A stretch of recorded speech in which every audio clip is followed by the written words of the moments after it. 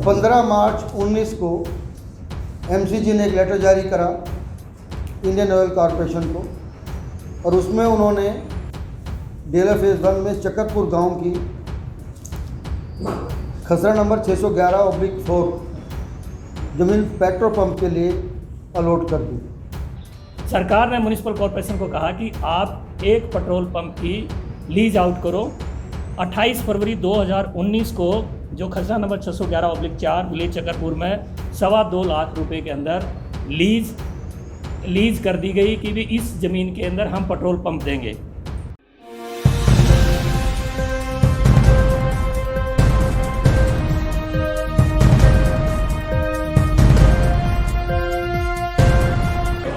हरियाणा सरकार ने GLF phase 1 में जो है वो अलॉटेड किया है पेट्रोल पंप बनने को, जिसको लेकर ये पूरी प्रेस कॉन्फ्रेंस चल रही है, क्योंकि वो जो पेट्रोल पंप का जो पूरी ज़मीन है वो वन विभाग के अंडर में आती है, जिसको लेकर जो मानव आवाज़ संस्था है, इन्होंने आवाज़ उठाई है। आइए बात करते हैं मानव आवाज़ संस्था के संयोजक और जो एडवोकेट भी हैं अभय जी से। आइए अभय जैन जी से बात करते हैं और जानते हैं कि जो पूरी प्रेस वार्ता चली थी इसमें उनकी क्या राय है। सबसे पहले तो मेरा सवाल आपसे यही है कि जो एनजीटी को लेकर आपने जो सवाल उठाया है, आपने सरकार को आड़े हाथों लिया, उस पर आप क्या कहना चाहेंगे? देखिए, एमसीजी ने ये जो अलॉटमेंट की है लैंड की, वो बिल्कुल गलत करी है। सारे जो अरावली रेंज से संबंधित जो नियम है उसको वायलेट किया है। तो उसको लेके हम लोग एनजीटी गए थे और एनजीटी ने स्पष्ट हमारी जो प्रेयर थी, जो अपील थी, उसको ठीक माना और स्पष्ट आदेश किया है कि यहाँ पेट्रोल पंप नहीं लगना चाहिए।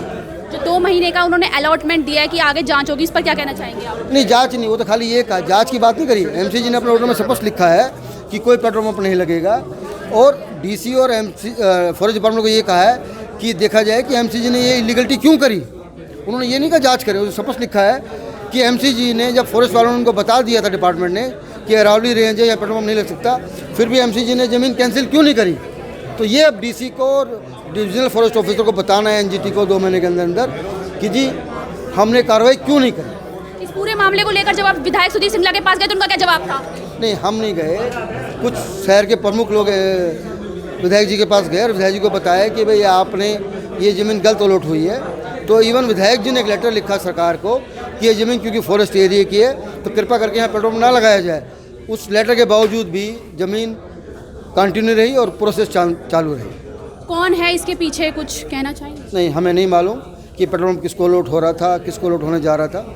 हमारे सदस्यों को इस बात की जानकारी अभी तक नहीं है। क्या आपने इस पर आरटीआई दाखिल करके देखा? नहीं, हमने एक्चुअली हमारा एजेंडा ये नहीं था कि किसी की भी हो, भाई उससे क्या फ़र्क पड़ता है, चाहे ए की हो, चाहे बी की हो, चाहे सी की हो, उससे कोई फ़र्क नहीं पड़ता। हमारा तो ये था कि भाई क्योंकि बाहर गुड़गांव में ऑलरेडी पोल्यूशन बहुत बढ़ गया है, तो किसी को भी अलॉट करें गलत कर रहे हैं। तो हमने इस बात में प्रयास ही नहीं करा कि ज़मीनें किसको अलॉट हुई है, किसको अलॉट होने जा रही है। हमारा प्रयास ये था कि फॉरेस्ट लैंड पे पेट्रोल पंप लगने जा रहा है, इसका हम विरोध करते हैं और एनजीटी ने हमारी बात को स्वीकार कर लिया।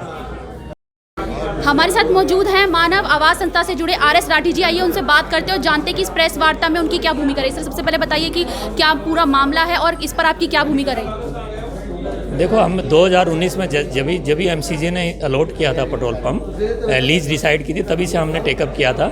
चीफ मिनिस्टर्स को, हर मंत्रालय को, लोकल बॉडीज़ को, डायरेक्टर टाउन प्लानिंग को, जीएमडी को, सबको लेटर लिखे थे कि ये गैर मुमकिन पहाड़ है, यहाँ पेट्रोल पंप नहीं लग सकता, इसलिए कैंसिल किया जाए। लेकिन फिर भी वो एनओसी देते जा रहे थे। मिनिस्टर ऑफ फॉरेस्ट की एनओसी बच गई थी, इसलिए तब हमने टेकअप किया कि अगर सारी एनओसी मिल गई तो वो एनओसी भी शायद सरकार अवेलेबल करवा दे, तो इसलिए इसको रोकना जरूरी है। क्या ये किसी भ्रष्टाचार का खुलासा तो नहीं है? देखो, ग्रीन बेल्ट के अंदर अगर कोई चीज़ लगा रहे हैं तो भ्रष्टाचार ही है। उनको दूसरी ज़मीन लेकर पेट्रोल पंप लगाएं, ना कि ग्रीन बेल्ट में लगाएं।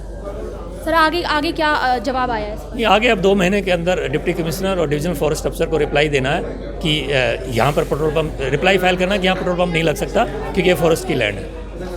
तो जैसा कि आपने सुना एडवोकेट अभय जैन जी को और आरएस राठी जी को, जिन्होंने हमें बताया कि क्या था इस प्रेस कॉन्फ्रेंस का मकसद। देश और दुनिया से जुड़ी तमाम खबरों के लिए देखते रहिए नव समाचार।